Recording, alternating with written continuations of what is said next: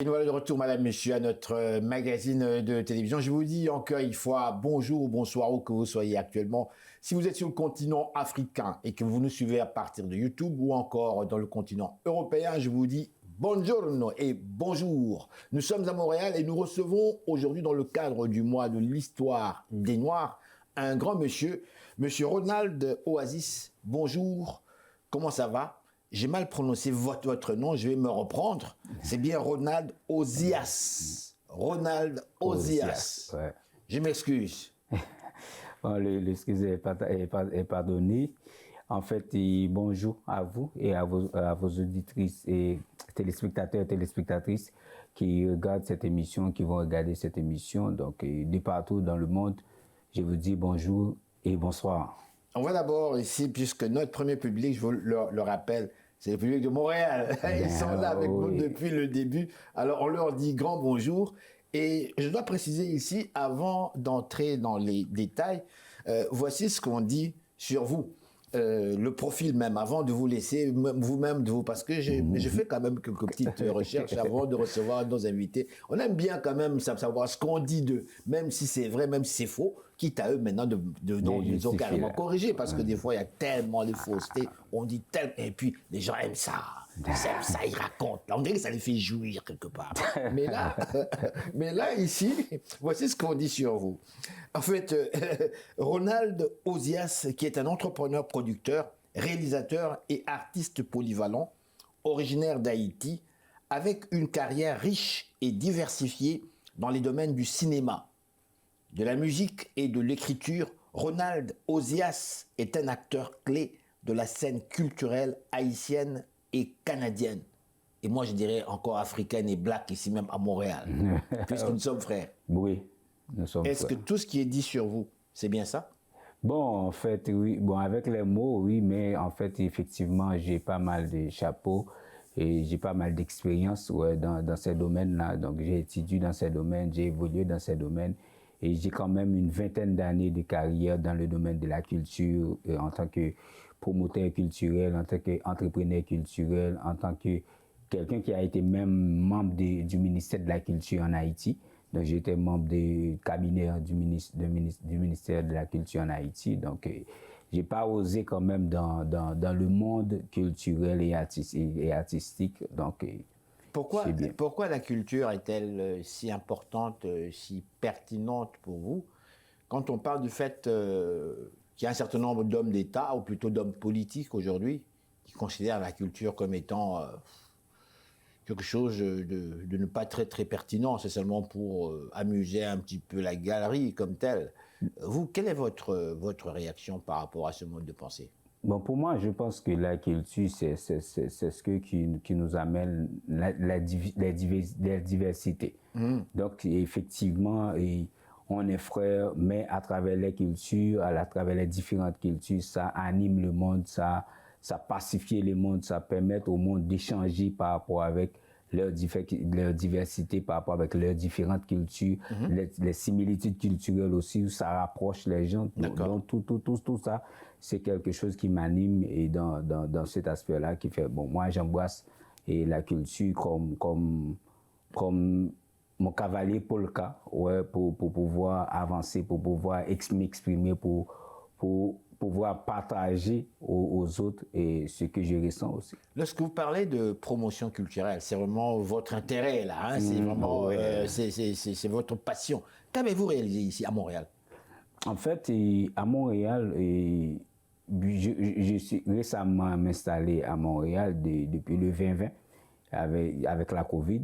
Ah, donc, ça ne fait pas donc longtemps là, ça fait quoi? Ça fait pas donc longtemps, mais en quelque sorte, ce qui m'amène à Montréal depuis 2015. Depuis 2015, j'ai arrivé ici en tant qu'acteur. Donc, j'étais un acteur dans le film Ego Trip, et un film de Benoît Pelletier et avec Patrick Huard. Donc, un film québécois? Un film québécois haïtien. Ah bon? Oui, un film québécois haïtien. Pouvez-vous nous répéter le titre pour qu'on puisse bien retenir? Parce que je suis curieux, moi. J'aimerais bien, c'est possible que l'on puisse tantôt passer quelques extraits? Oui, c'était sur YouTube, c'était Ego Trip. Ego Trip avec Patrick Huard Oui. et puis Benoît Pelletier comme réalisateur. Et à l'époque, en 2013, j'étais en République dominicaine. Oui. Après le séisme, Oui. j'étais en République dominicaine et puis j'ai passé le casting et comme ça, j'étais l'un des acteurs haïtiens Oui. qui donne un réplique dans ce film à l'acteur principal qui est Patrick Huard. Ah ben dis donc, c'est quelque chose, à mon avis. Et dites-moi, et quelle était cette réplique parce que je suis quand même curieux. Alors, quand même curieux. En fait, vous jouez quoi exactement comme rôle? j'étais dans un rôle d'un ancien aquatrance avec les Duvalier. Mais Quand vous jouez le rôle de Tonton Macoute, c'était pas directement Tonton Macoute, mais c'était peut-être l'homme politique qui était comme Maurice Mardi, mon rôle. Oui. Et Maurice Mardi était quoi, ministre de l'Intérieur de M. Duvalier? Maurice Mardi était en charge d'une ONG. Ah, ok. ONG et qui reçoivent les dons du Canada. Oui. Mais au lieu de partager ces dons-là à la population, mais il les vend. Okay. Et la mission de l'acteur principal, c'était aller faire une tournée humanitaire en Haïti, puisque ces trucs d'ici, ici au Canada, ne marchaient pas.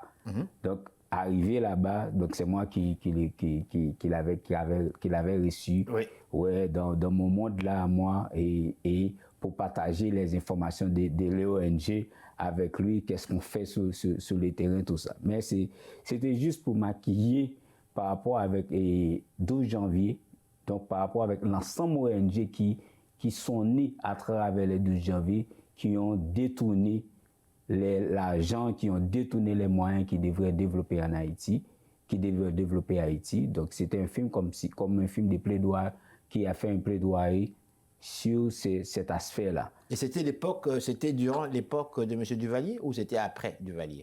Donc, c'était après Duvalier, là. C'était après Duvalier. En fait, le sujet, c'était après Duvalier, c'était après le séisme.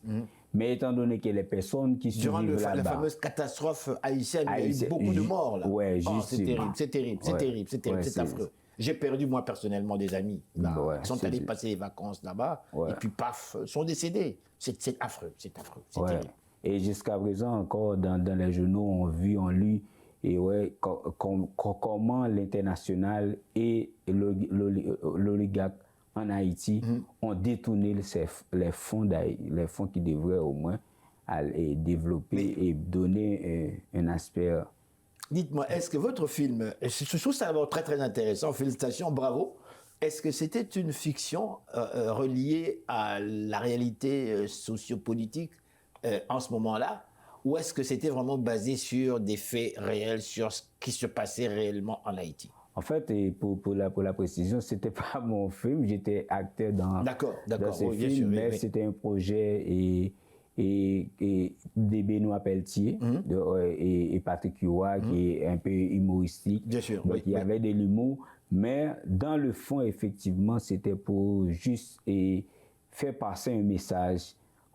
Malgré le tremblement de terre, malgré ça, les gens là-bas, ils vivent. La vie continue quand même. La vie continue là-bas. Donc l'histoire était vraiment centrée sur l'après-tremblement de terre. Et on ne parle pas des questions politiques comme tel. On rentre vraiment dans la réalité, la vie continue malgré les détournements des ONG. Ouais. Dites-moi, pour vous, cette expérience, comment vous vous êtes... Bon, moi j'avais trouvé que c'était bien, puisque dans l'affaire, j'avais amené des gens à passer le casting. Moi, étant donné que j'avais un chapeau de directeur de film, donc je ne m'étais pas voir dans la peau de l'acteur ou d'un acteur pour ce projet-là. Et puis, effectivement, arrivé sur le plateau, et puis la personne qui passe le casting me dit « Pourquoi vous n'essayez pas ?» Je disais « Ok ».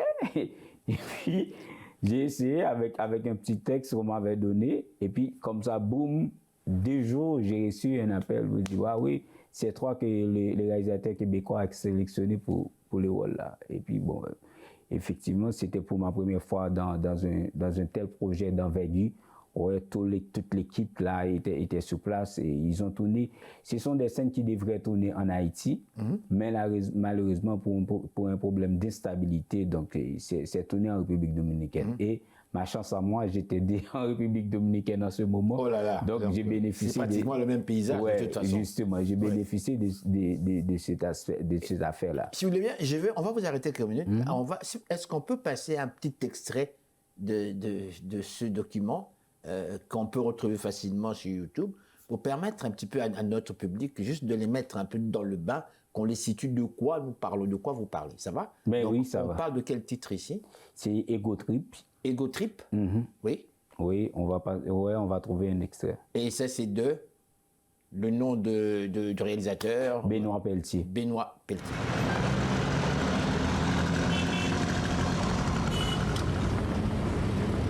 Un tweet pour commencer la journée? Dans les rues de Port-au-Prince, aucun dépaysement. On se croirait à Montréal.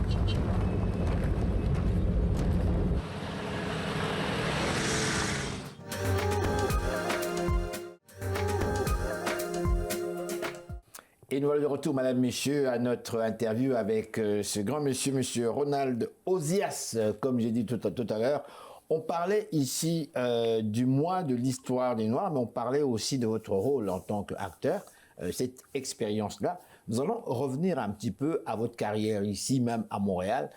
Depuis lors, vous êtes à Montréal et quand on lit sur vous, tel que je l'ai mentionné, vous êtes aujourd'hui devenu un des acteurs clés de la scène culturelle haïtienne et canadienne.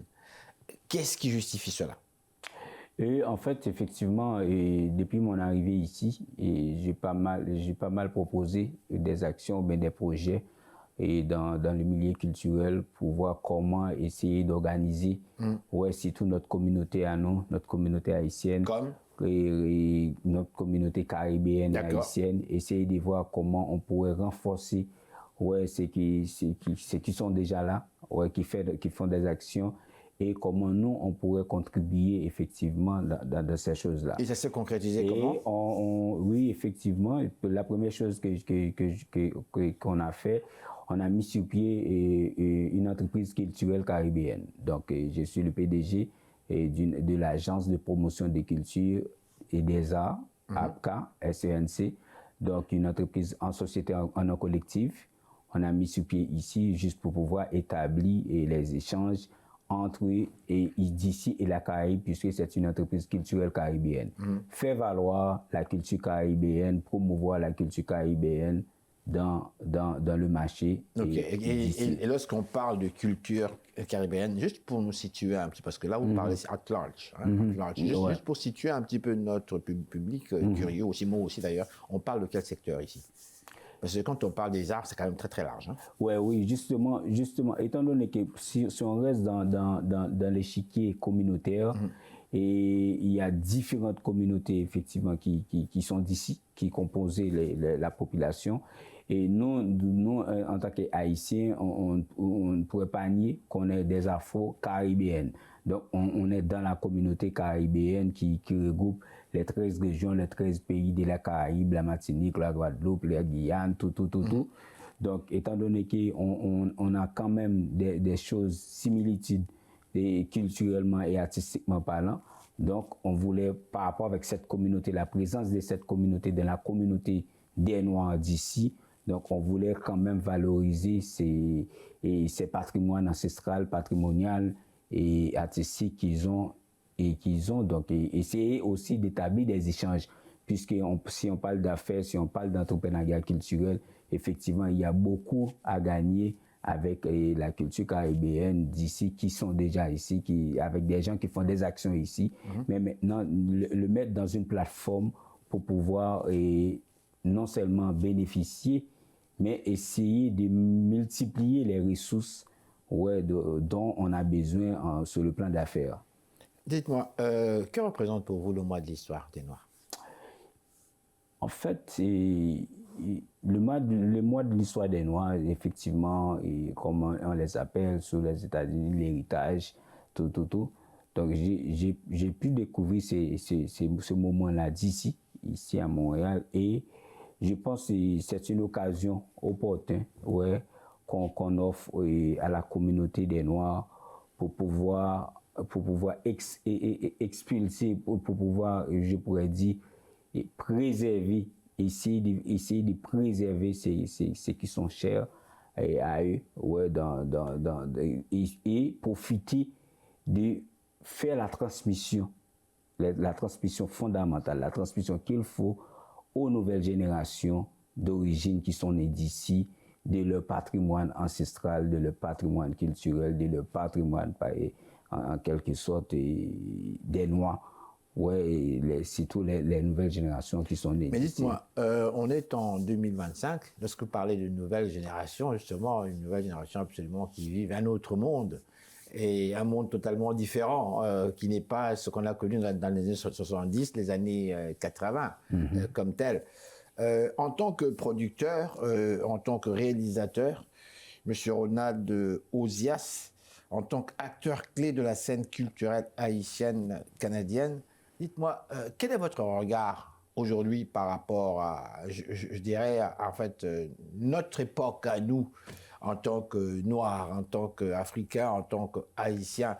Quels sont les défis, en fait, auxquels notre jeunesse, elles sont aspirées à, en fait, réaliser aujourd'hui dans une époque, comme vous le savez, où, en fait, on parle de multiracial d'un côté, et où l'on parle aussi de regain de nationalisme de l'autre, où l'on parle d'unité, mais où aussi on parle d'amour quelque part. Bref, c'est toute une époque. Vous, en tant qu'artiste, parce que je vous situe quand même comme un artiste, quel est votre regard par rapport à cela? Et en fait, je pourrais dire, par rapport avec la façon tout ça va vite, puisque nous, dans notre époque, ou dans l'ancienne génération, on n'avait pas accès, effectivement, il y a certaines informations, on n'avait pas accès rapide. Et maintenant, ces accès sont disponibles par rapport avec les nouvelles technologies. Les jeunes sont beaucoup confortables pour aller rechercher des informations. Vous voulez dire que les jeunes sont plus intelligents que nous, c'est ça? Non, c'est pas ça l'intelligence, mais les informations sont disponibles. Mais ils savent quasiment tout. Mais en même temps, comment se sert de ces informations-là pour pouvoir construire quelque chose? Avant d'arriver ici, dans mon téléphone, j'ai entendu l'un des leaders, M. Traoré, je crois que c'est Libye, non. Oui. D'accord, continuez. Un des leaders de quel pays? Et en Afrique, et M. Traoré. Moussa Traoré, c'est bien ça? Oui, le général Traoré du Mali. Du Mali. Oui. Donc, il disait quelque chose effectivement qui était fondamental. Parce que les technologies là qui sont créées, les contenus autour des technologies, c'est quelque chose pour amuser les jeunes et empêche les jeunes à se concentrer à eux-mêmes pour apprendre des choses fondamentales. Donc, il faut que les jeunes ne laissent pas effectivement entrer dans cet esprit-là, parce que sinon, c'est comme s'il a pris un exemple. Si un jeune partage quelque chose sur les réseaux qui montre qu'il est en train de planter ou de s'aimer pour récolter, on va voir qu'il n'y a pas beaucoup de views à ce jeune-là. Par contre, un jeune qui s'est extériorisé facilement, facilement, sur les réseaux, juste pour la distraction, on va voir tout le monde va dans ce lien. Donc, c'est-à-dire, donc, et c'est pour cela, nous, notre mission, il est important de transmettre aux jeunes, aux nouvelles générations, la vie qu'on a maintenant, ou du moins la facilité qu'on a maintenant, qu'on n'avait pas avant, mais voici ce qui était avant qui faisait notre force, qui faisait notre je pourrais dire, fondamentalement, qui faisait, et je ne trouve pas les mots, mais la préservation, la préservation qu'on avait, les travaux qui ont été faits. Quoi? Pour préserver. Quel travail? Quoi? Par nos ancêtres, pas comme comme le respect qu'on avait, ouais, et en tant que peuple, en tant que nation, en tant que communauté avant, par rapport avec les luttes qui ont été menées. Donc, le monde qu'on nous offre aussi facile maintenant, le monde qu'on nous offre, qui s'ouvre à nous maintenant, donc il faut faire attention avec ça parce qu'il y avait des choses qui ont été faites, ils sont en train d'effacer. Par rapport avec nos distractions d'aujourd'hui, on est en train de perdre des valeurs qui ont été là, qui ont été faites, qui ont été... Je dois vous remercier, c'est déjà le temps malheureusement qui nous a été alloué. Par contre, j'ai une dernière question avant de se séparer. Qu'est-ce que le public qui nous a suivis actuellement, aujourd'hui, peut retenir de notre conversation?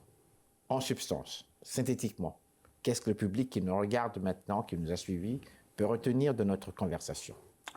Et en fait, dans un premier temps, j'ai misé sur la question de transmission, puisque c'est un devoir. Ouais, c'est un devoir pour transmettre et à la nouvelle génération. Et transmettre quoi? Transmettre nos valeurs fondamentales, nos valeurs ancestrales, nos valeurs patrimoniales, comme je l'ai fait dans mes activités, dans mes projets. Actuellement, je pourrais dire, j'ai travaillé dans le cadre du mois L'Histoire des Noirs. D'ici vendredi 28, on va y avoir le lancement officiel du centenaire de légendaire de la musique caribéenne et latino. On parle du roi Coupé Cloué et Celia Cruz. Donc, ils ont dans les 16 anniversaires du centenaire. Donc, on voulait au moins offrir ça, transmettre ça aux nouvelles générations pour savoir que, oui, on avait des hommes et des femmes forts dans le temps qui faisaient des choses remarquables dans le monde. Donc, parlons de Celia Cruz, parlons des Coupé Cloué. C'est quelque chose de fondamental dans le monde de la musique, mais ce n'est pas la musique actuelle. Donc c'est quelque chose de, pour moi, et c'est un devoir à faire, de transmettre à la nouvelle génération des choses fondamentales de nos ancêtres, de nos patrimoines culturels. Je dois vous dire merci. Déjà, Celia Cruz, c'est la reine, ça. Ça, c'est la reine de la salsa, mon cher. Et quand on parle de, comment dirais-je, Coupé Cloué, le roi Coupé Cloué, donc c'est la reine et la roi qui... Le roi. Sauf que j'ai toujours voulu, moi, savoir qu'est-ce que Coupé Cloué racontait dans ses messages. En fait... Il parlait de quoi au juste? En fait, il peint la société, notre société à nous, haïtienne. Oui. Donc l'histoire qu'il raconte dans les thèmes qu'il abordait, dans ses musiques, c'est façon de la société fonctionne, c'est façon la société était. Donc il peint, c'est comme un artiste peintre qui était de mettre en histoire. On peut l'appeler un philosophe quelque part des temps modernes. Du temps, oui. Parce que l'histoire qu'il raconte, qu'il invente dans son affaire, ce sont des histoires de la communauté. Oui, d'accord. Mais on va seulement garder ça pour nous, parce que certaines histoires étaient vraiment terribles. Hein? Oui, quand même, oui, justement, il utilisait un format, il utilisait une caricature quand même pour faire passer ses messages. Mais malgré tout, ces gens-là aussi l'apprécient, ces gens-là aussi le consomment. Pendant que j'y suis, est-ce qu'on peut terminer cette interview avec un extrait, puisqu'on parle de Coupé Cloué, on parle de Celia Cruz. Est-ce qu'il y a des extraits sur YouTube que l'on peut présenter? Oui. Comme Coupé Cloué, par exemple. Qu'est-ce que vous nous proposez? Je vous propose Miam Miam. Miam Miam. Oui, Miam Miam. Miam Miam. Oui, c'est une chanson qui l'a propulsé en Colombie quand il était à Colombie et quand il était à Côte d'Ivoire aussi. Ah bon? Oui, quand il était à Côte d'Ivoire. Mais Miam Miam, pour moi, ça résonne manger, ça c'est bouffer, ça. Mais l'histoire qui raconte la musique, là, la musique de cette chanson-là, donc c'est quelque chose, waouh. D'accord. Et pour Celia, c'est la vida es un carnaval. On ne peut la pas vida passer. Es un carnaval. Ouais, Celia Cruz. Merci. Merci, mon cher. Merci. C'est à nous de vous dire merci et de dire merci à toute l'équipe de production de cette émission et à tous les téléspectateurs du monde et en particulier les téléspectateurs et téléspectatrices à Montréal, du Canada. Merci encore une fois. Alors voilà, madame, monsieur, restez là. Nous sommes de retour tout de suite après ces réclames publicitaires.